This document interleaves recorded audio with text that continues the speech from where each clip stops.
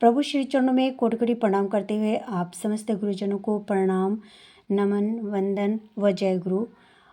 प्रभु श्री चरणों में ये विश्वास, ये यकीन के साथ मैं कहना चाहती हूँ कि आप सभी अपने अपने जीवन में सुखी हैं, स्वस्थ हैं, प्रसन्न हैं और आनंदित हैं।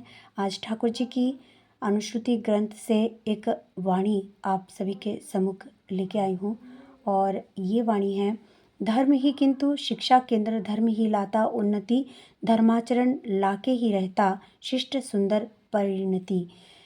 जिसके जीवन में धर्म है, धर्म की बातें हैं, धर्म के पथ पे जो चलता है वही उसका शिक्षा का एक मूल केंद्र है और यही केंद्र ही उसके जीवन में उन्नति लाता है और यही धर्माचरण के द्वारा वो शिष्ट और सुंदर परिणति अपने जीवन में भी पाता है।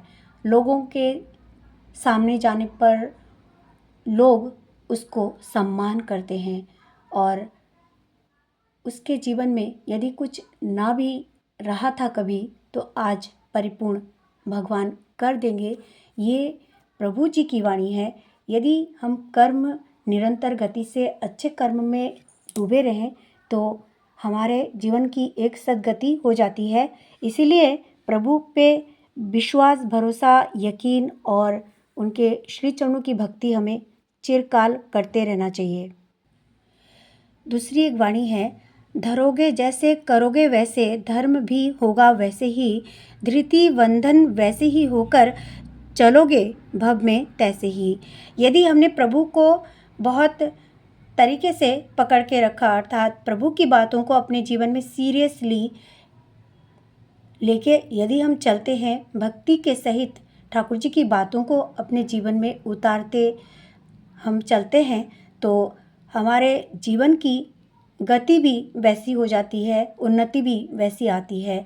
और इसके विपरीत यदि हम उनकी बातों को ठीक तरीके से अपने जीवन में ना पालन करके चलें तो हमारे जीवन की उन्नति तो होती ही नहीं बल्कि अवनति होके हमें कहीं ना कहीं अपने जीवन में बहुत बड़ी क्षति हमें करनी पड़ती है। हमारे जीवन में इतनी दुर्दशाएं हमको धर दबाती हैं कि हम उठ नहीं पाते हैं स्वयं के कर्मों द्वारा।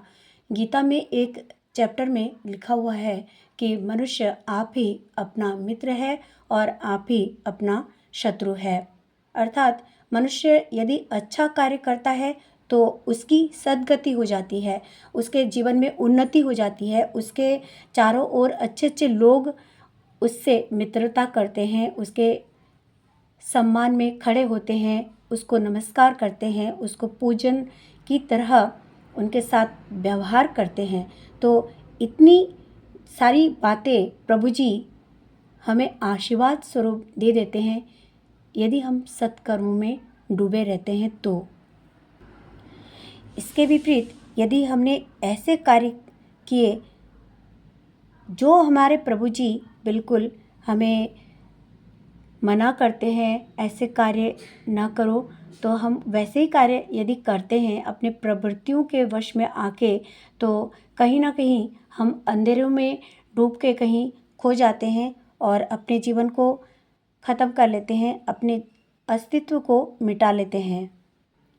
हमें निरंतर नाम, ध्यान, प्रार्थना करने के साथ साथ एक चीज़ का विशेष ध्यान रखना पड़ेगा।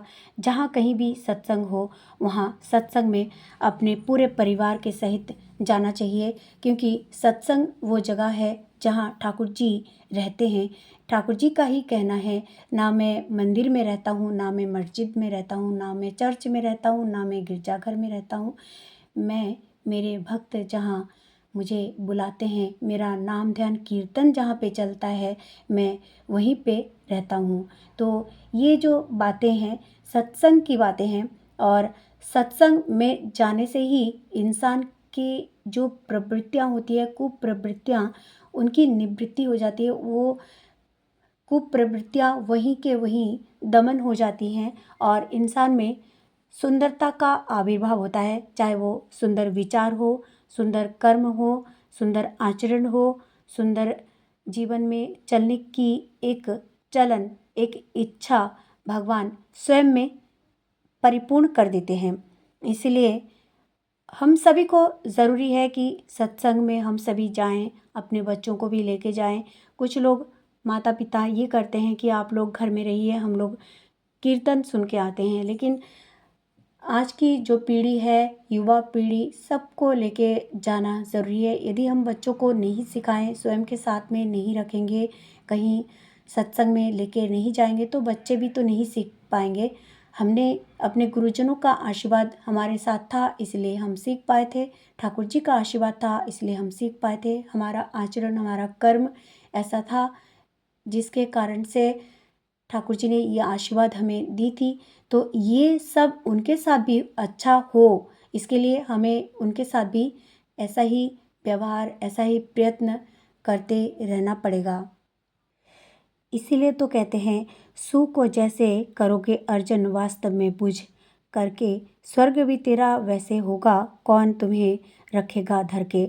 हमें कोई भी धर के नहीं रख सकता, कोई रिपु हमारा कुछ भी नहीं बिगाड़ सकता।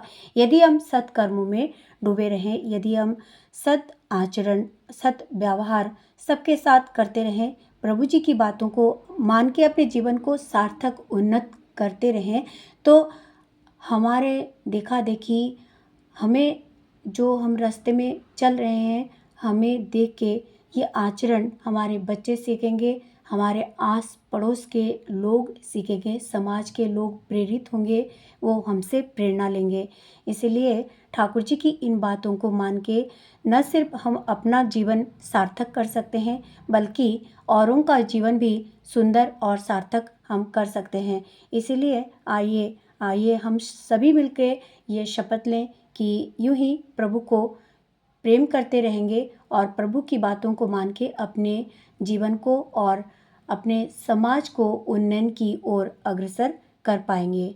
प्रभु श्री चरणों में आप सभी की मंगल कामना करते हुए आज यहीं आप सभी से विदा लेती हूँ। आप सभी अपने अपने जीवन में सुखी रहें, स्वस्थ रहें, प्रसन्न रहें, आनंदित रहें, यही प्रभु श्री चरणों में प्रार्थना करती हूँ। आप सभी को प्रणाम। जय गुरु। वंदे पुरुषोत्तमम।